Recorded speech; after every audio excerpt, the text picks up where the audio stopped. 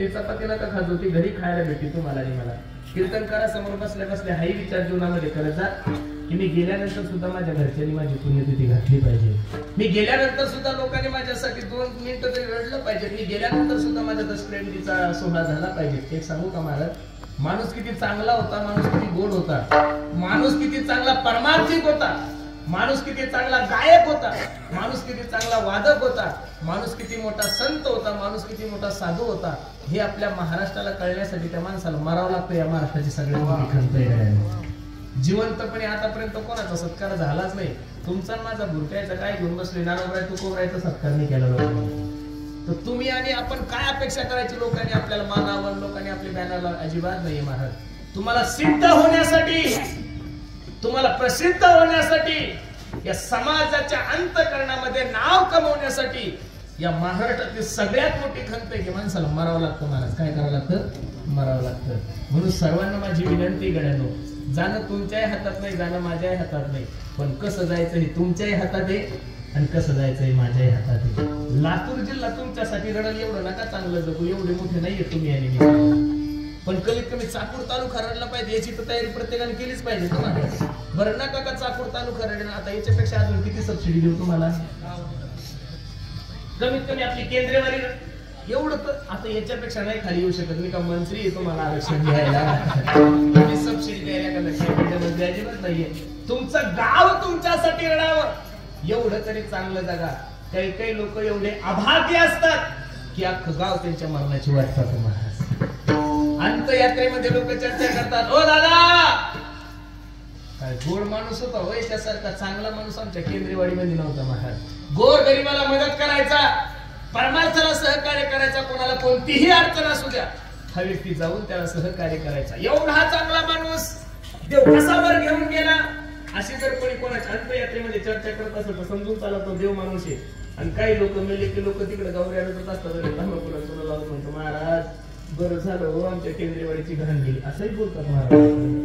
याने एक सुद्धा ग्रामपंचायत निवडून होलेली आणि एक सुद्धा सत्ता चांगला होलेला नाही. मला एवढंच कळत नाही नेमकं माणसं एवढे कसे आडवे असू शकतात. हो जगातले जेवढे काही प्राणी आडवे त्यामध्ये फक्त एक माणूस उभा जन्माला घातलाय. बाकी सगळे आडवेचे, कुत्र आडवं, मांजर आडवी, गाय आडवी, बैल आडवा, म्हैस आडवा, सगळे आडवेचे. फक्त एक उभं जन्माला घातलंय. देव तो त्याला हात लावून बसलो, बाबा हे उभा असून एवढं आडवं चालतं, बाय चान्स आडवा असतं किती आडवं चाललं असतं.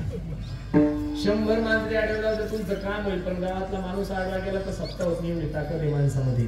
म्हणून सर्वांना माझी विनंती आहे, जाणं ठरलेलं आहे, फक्त जात असताना कधी मला सांगतात कबीरा कबीरा हो कबीरा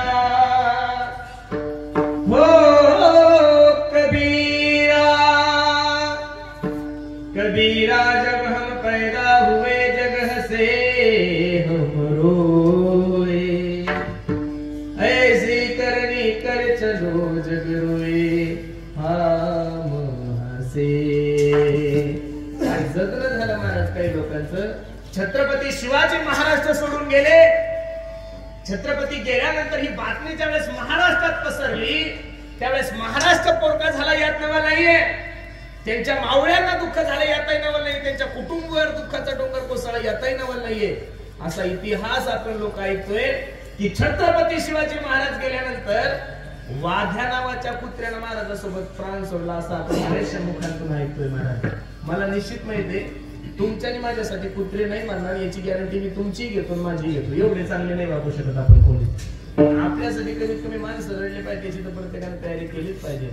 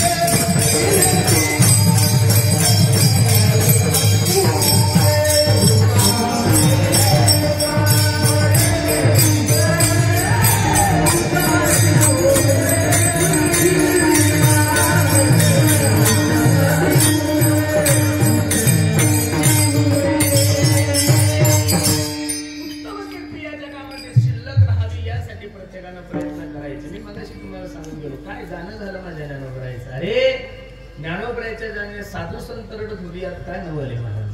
ज्ञानोबराच्या जाण्याने त्यांचे भावंड रडत होते, नामदेवराय रडत होते, यात काहीच नवं नाहीये. ज्ञानोबरायचं जगणं एवढं गोड होतं, ज्ञानोबरायचं वागणं एवढं सुंदर होतं की ज्ञानोबरायच्या जाण्याच्या दुःखानं विश्वाचा मालक पांडुरंग परमात्मा रडत होता. देव म्हणती रुक्मिणी हा एकच योगी देखिला रे, ते ज्ञान संजीवनी जाण त्रैलोक्यासी.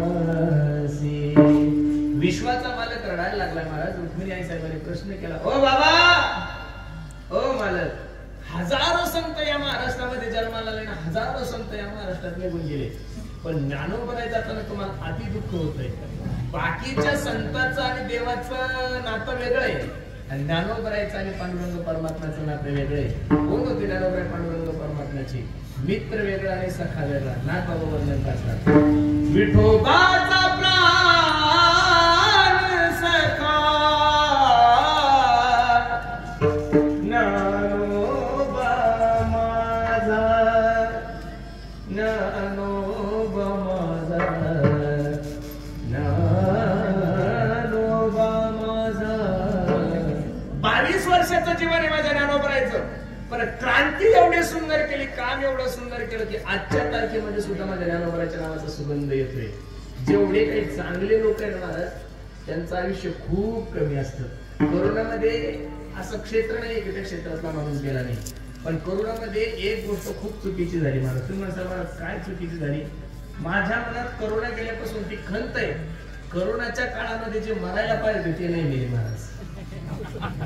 कोरोनाच्या काळामध्ये जे मरायला पाहिजे ते मेले नाही. हो, ज्याने अख्ख्या गावाला त्रास दिला त्याचा 45 पोर असून सुद्धा त्याला रेमडेसिवीरची गरज पडली नाही. ज्या बिचाराने गोरगरिबांची सेवा केली, कधी कोणाला त्रास द्यायला नाही, असा माणसाला नुसतं सर्दी व्हायचं निमित्त झालं, खोकला व्हायचं निमित्त झालं, जसं गेलं तसं परत आलंच नाहीये. म्हणून सर्वांना माझी विनंती करणे, जीवन थोडं जगा, लक्ष देऊन कीर्तन ऐका. ज्या रक्ताने जीवनभर फक्त स्वतःच्या रक्ताचा विचार केला ना, ज्या रक्ताने जीवनभर फक्त स्वतःच्या रक्ताचा विचार केला, त्या रक्ताचं दुर्भाग्य असं असतं की त्याचं घरचं रक्त तिची दशक्रिया घालत नाही. पण ज्या रक्ताने या विश्वाचा विचार केला, या समाजाचा विचार केला, ते रक्त शरीर रूपाने जरी महाराष्ट्रामध्ये नसेल, पण चंद्र सूर्य असेपर्यंत महाराष्ट्र त्या रक्ताला विसरत नाहीये. कोणाच्याही जयंत्या महाराष्ट्रात नाही होतो, कोणाच्याही पुण्यतिथ्या होत नाही. का अहिल्याबाई होळकरांची जयंती साजरी करतोय आपण? का संत भगवान बाबाचा पुण्यतिथी उत्सव साजरा करतोय? 2 दिवसापूर्वी रमाबाईची जयंतीचा उत्सव का साजरा केलाय आपण? का डॉक्टर बाबासाहेब आंबेडकरांची जयंती साजरी करतोय? या लोकांच्या जीवनचरित्राचा जर अभ्यास केला ना महाराज, तर हे लोक फक्त जन्माला आले त्या कुटुंबामध्ये, पण अख्खं जीवन त्यांनी दुसऱ्याच्या कुटुंबासाठी खर्च केलंय. मग एवढे वर्ष झाले तरी सुद्धा महाराष्ट्र त्यांना आठवण करतोय. म्हणून सर्वांना माझी विनंती आहे, माणूस म्हणून जर तुम्हाला जगायचं असेल तर एक हिंदी कवी सांगतोय, किसी के काम जो आए उसे इंसान कहते हैं, पराया दर्द जो अपनाए उसे इंसान कहते हैं. ये दुनिया एक उलझन है, कई दो का कई ठोकर, कोई हंस हंस के जीता है, कोई जीता है रो रो कर, मुश्किल में संभल जाए उसे इंसान कहते हैं. ज्या दिवशी तुम्हाला दुसऱ्याच्या दुःखामध्ये दुःख दिसल, त्या दिवशी समजावं की तुम्ही माणूस म्हणून जगताय. ज्या दिवशी तुम्हाला दुसऱ्याच्या सुखामध्ये आनंद वाटेल, त्या दिवशी समजावं की तुम्ही माणूस म्हणून जगताय. पण ज्या दिवशी तुम्हाला दुसऱ्याच्या दुःखामध्ये सुख दिसल आणि दुसऱ्याच्या सुखामध्ये दुःख दिसल, त्या दिवशी समजून चला तुम्ही जन्माला जरी माणूस म्हणून आले तरी तुमचं वर्तन राक्षसाचं झालं.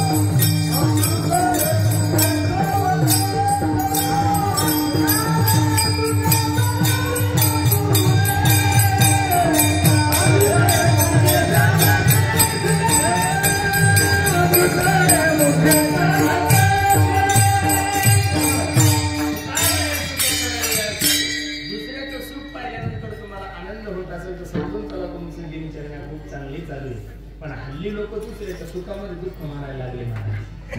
मी एक सांगू का तुम्हाला, हल्ली माणसाला स्वतःचं दुःख नाहीच आहे. सर्वांना आज माणसं जेवढे दुसऱ्याच्या सुखानं दुःखी तेवढे स्वतःच्या दुःखानं अजिबात नाहीये. आणि दुसऱ्याच्या सुखानं जो दुःखी होतो अशा माणसाचा इलाज कोणत्या दवाखान्यात होत नाही महाराज. ब्लड कॅन्सर सारख्या मोठ्या रोगावर सुद्धा तज्ञ डॉक्टर त्याच्यावर विचार करतात. HIV सारख्या महारोगावर सुद्धा डॉक्टर लोकांनी औषध काढले. कोरोना सारख्या महारोगावर सुद्धा लोकांनी औषध काढले. पण दुसऱ्याची गाडी पाहिल्यानंतर त्याला दुःख होतं, त्याला कोणत्या दवाखान्यात? हाही मोठा प्रश्न आहे. दुसऱ्याची गाडी पाहिली, दुसऱ्याचं घर पाहिलं, दुसऱ्याचा बंगला पाहिला, दुसऱ्याची प्रगती पाहिल्यानंतर त्याला आनंद होत नाही.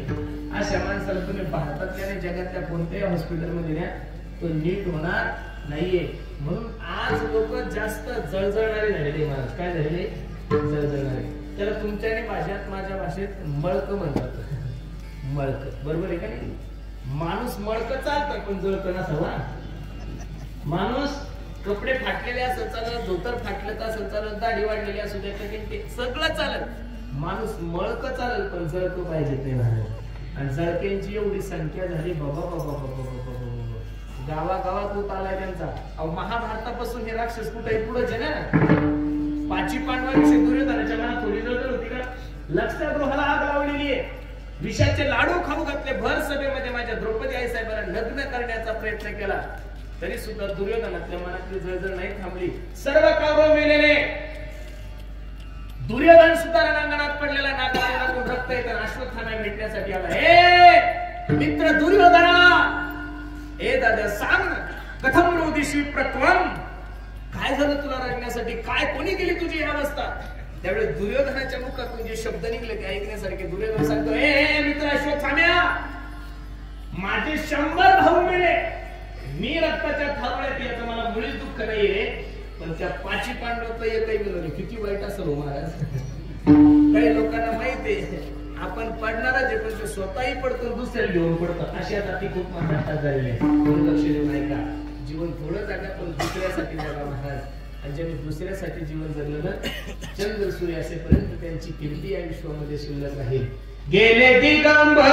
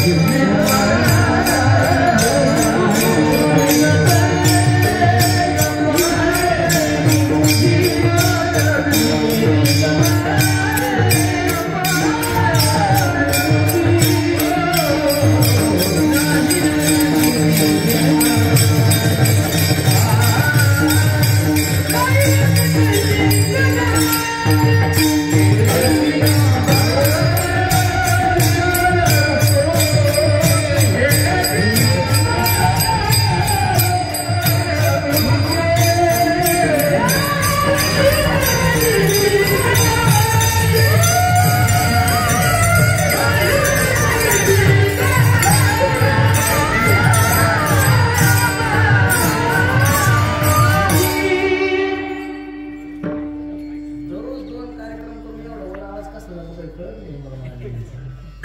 काय खाल्लेलं यांच्या मायाने काही कळत नाही, पण खूप गोड आवाज येतो महाराज. हिवाळ्यात एवढं वर जाणं ठीक आहे, पण उन्हाळ्यात जर एवढ्या वर गेले तर मुळव्याधाची शक्यता दाट आहे. काय नाही, निवृत्ती को हांडे सांगत होते उंच अर्ध मुळव्याध होत नाही.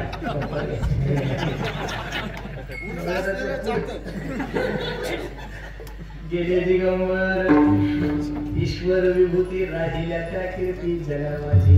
म्हणून जीवन थोडं जगा, पण जीवन चांगलं जगा. अगदी गोड अभंग मी तुम्हाला सर्व माझ्या पंचसेवेसाठी घेतलाय. इहलोकीचा हा देह देव इच्छिता ती.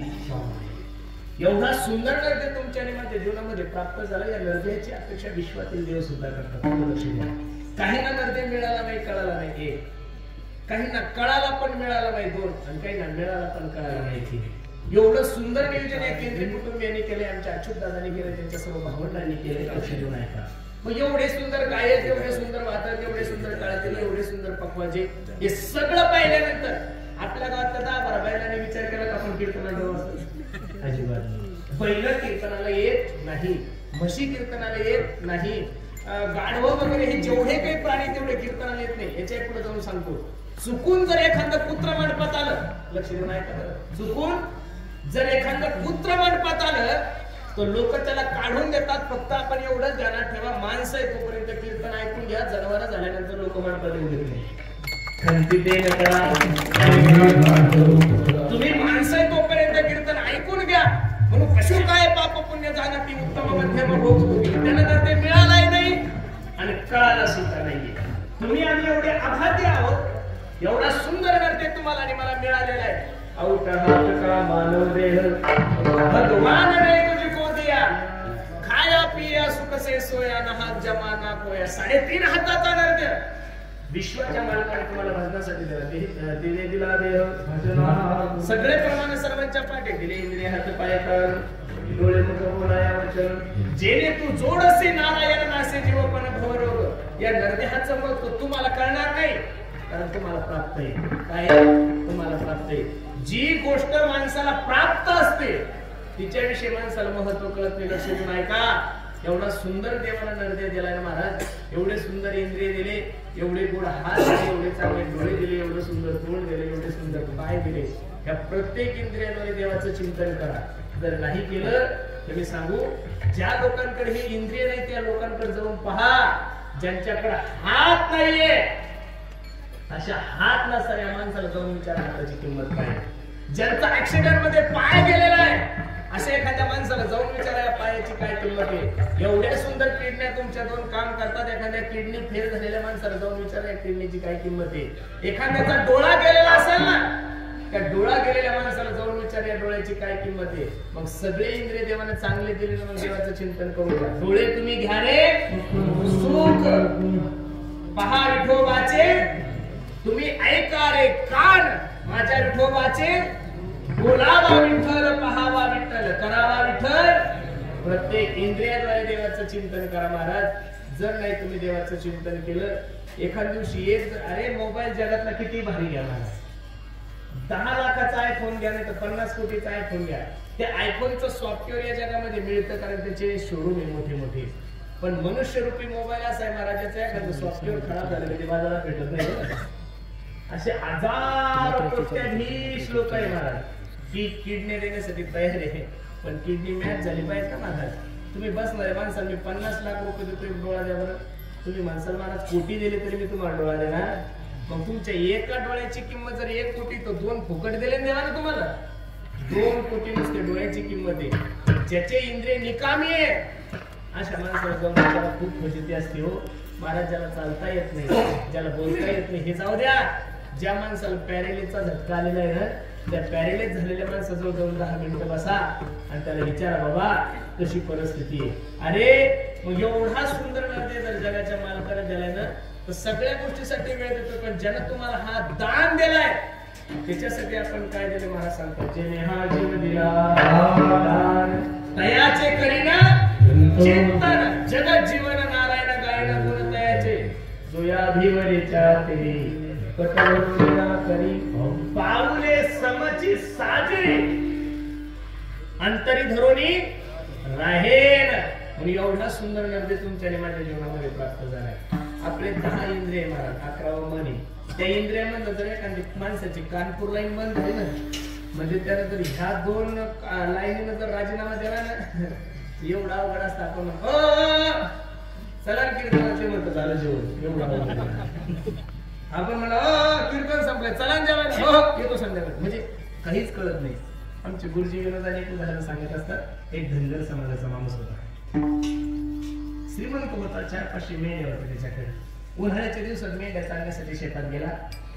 खूप भूक लागली, काय करावं कसं करावं म्हणून 2-3 मेंढ्यांचं दूध काढलं, दूध गरम केलं, दूध पिलं. एका आंब्याच्या झाडाखाली झोपला.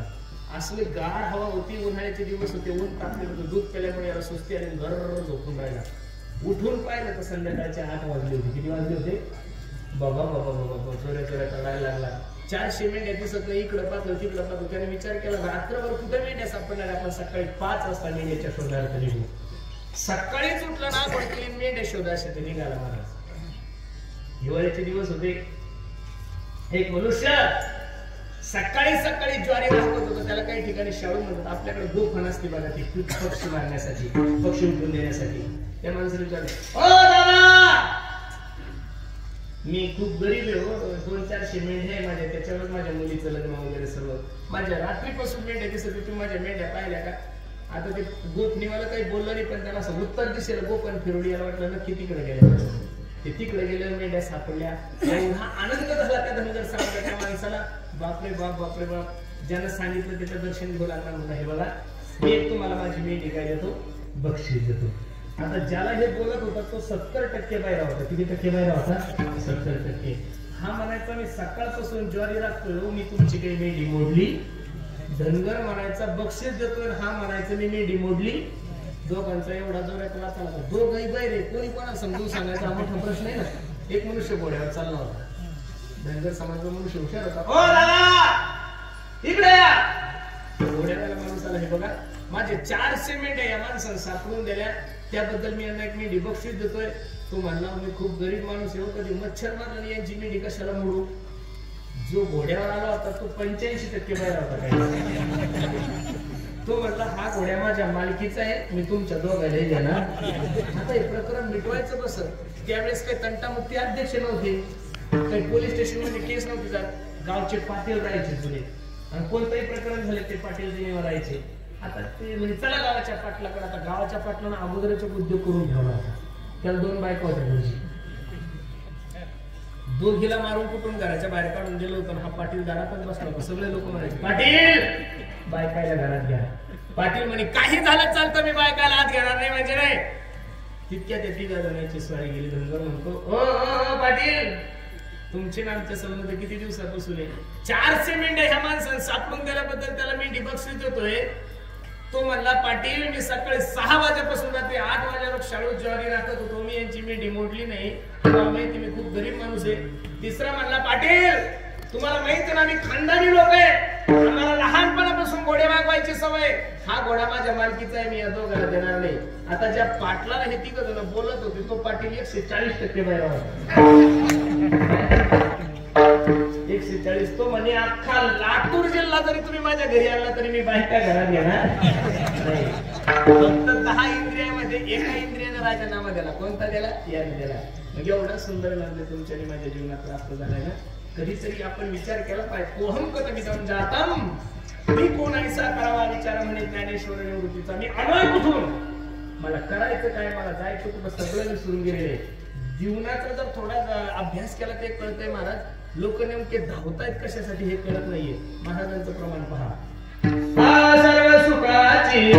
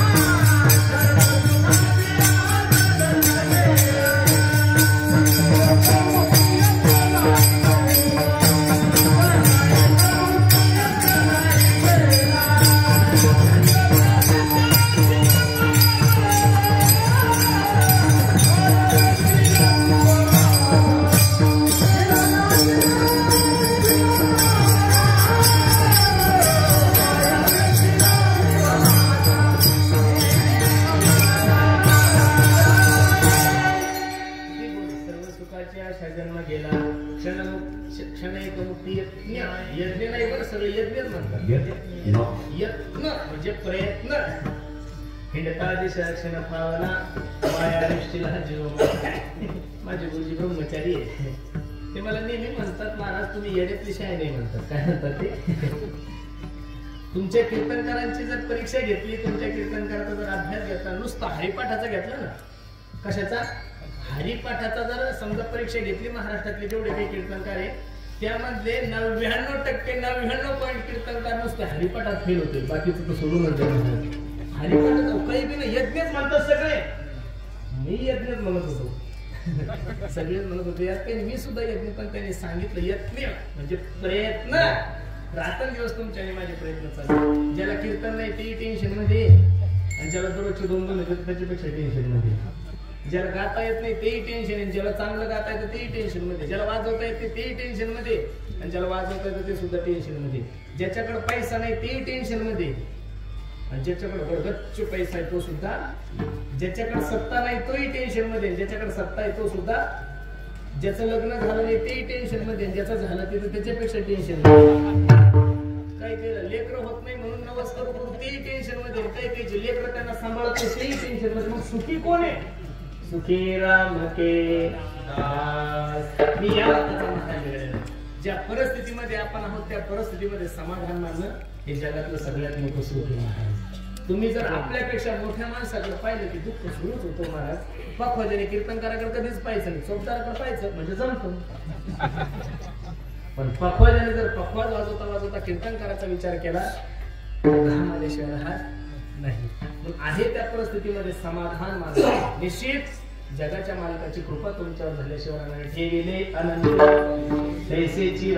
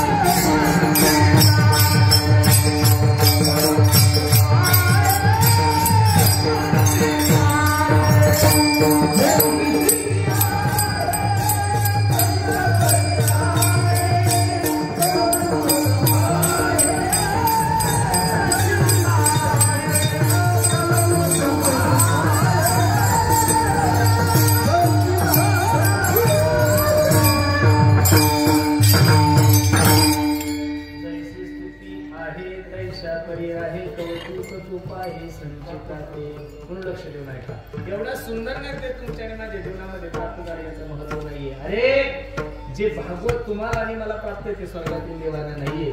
शुकाचार्य भगवान राजा परीक्षितीला भागवत सांगत होते त्यावेळी स्वर्गातील अमृत कलश घेऊन आले. हो महाराज, हे स्वर्गातील जे अमृत येते तुम्ही राजा परीक्षितीला पाजा तो अमर होऊन जाईल, आणि भागवत अमृत आम्हाला द्या. त्यावेळी शुकाचार्य राजा परीक्षितीच्या समोर देवतांना काय सांगतात पहा. वसुधा को कथा लोके को काचक्य म्हणे महान ब्रह्मरातो विचारेन तदा देवान जहासह. सुरा नामती दुर्लभ. सुरा म्हणजे देव. देवांना जी गोष्ट दुर्मिळ आहे ती गोष्ट जर तुम्हाला आणि मला सहज प्राप्त होते. स्वर्गात पुण्य केल्यामुळे सगळं काही गोष्टी भेटतात, पण पुण्य द्यावं लागतं तेव्हाच ते भेटतं. तसं भेटत स्वर्गात कीर्तन नाहीये, स्वर्गात गायन नाहीये, स्वर्गात पंढरपूरची वारी नाहीये, स्वर्गात हरिपाठ नाहीये. स्वर्ग म्हणजे काय महाराज? बँक बॅलन्स साचवणं आणि जे एटीएम आहे ते म्हणजे स्वर्ग आहे. तुम्हाला पैसे लागले की एटीएम मध्ये टाकायचे, बस दिवसांदिवस तुम्ही जसं जसं खरंच चालतं तसं तसं काय होतं बॅलन्स. आणि एकदा का बॅलन्स संपलं की भगवान श्रीकृष्ण अर्जुनाला गीतेच्या 9व्या अध्यायामध्ये सांगतात ते त्वं भूत्वा स्वर्ग लोक विशालम लोक विशंती एवं त्रैधर्म मनो प्रपन्नागतागतं काम कामं पुण्याची पावटी सरे सगळीची इंद्रपणाची उटी उतरे. येऊ लागते मागणारे मृत्यू लोका.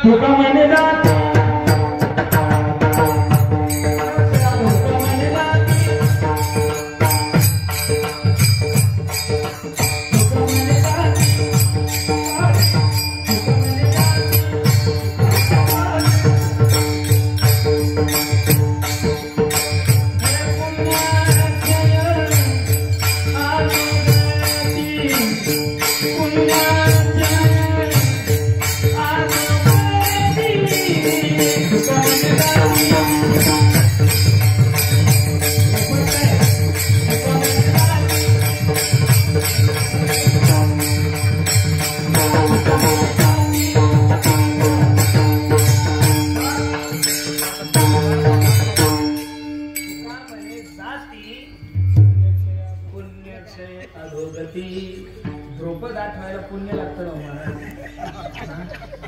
वारकऱ्याची अशी पद्धती नाही.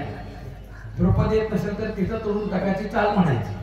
तू काय म्हणे जाती पुण्यक्षय अधोगती. एकदा का पुण्य संपलं रे संपलं की मग इंद्राला सुद्धा काय व्हावं लागतं, पुण्य व्हावं लागतं. मग एवढं सुंदर जर नरदे आहे हा, काय या नरद्याचं म्हणतोय, हेची देही घडे देवाचे भजन आणि काही ज्ञान नाही कोठे. अरे स्वर्गातील देवांना काला सुद्धा दुर्लभ आहे. मग काला दुर्लभ आहे, कीर्तन दुर्लभ आहे. हे सगळं जर कुठं प्राप्त होत असेल तर ते फक्त आणि फक्त या नरदेहामध्ये प्राप्त होतंय. आणि हे याचा हेवा देवाला वाटतं म्हणून देव सुद्धा या मृत्यू लोकामध्ये जन्म घेण्याची